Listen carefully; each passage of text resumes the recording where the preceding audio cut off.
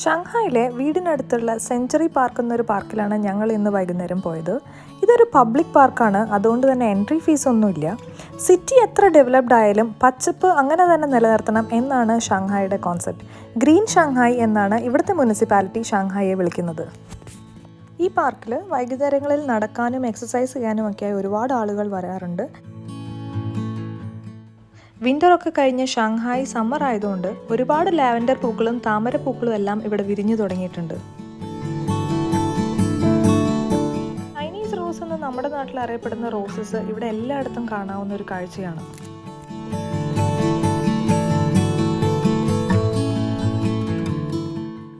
സന്ധ്യയാവുമ്പോൾ ചൈനയിൽ എല്ലായിടത്തും കാണുന്ന ഒരു കാഴ്ചയാണ് ഇതുപോലെ വയസ്സായ അമ്മൂമ്മമാർ തൈച്ചി എന്ന ഡാൻസ് കളിക്കാനായി വരുന്നത്. ചൈനീസ് മ്യൂസിക് ഒക്കെ ഇട്ട് ഒരു എക്സസൈസ് പോലെ ഒരുപാട് നേരം ഇവരിങ്ങനെ റോട്ടിലും പാർക്കുകളിലും എല്ലാം ഡാൻസ് കളിക്കും.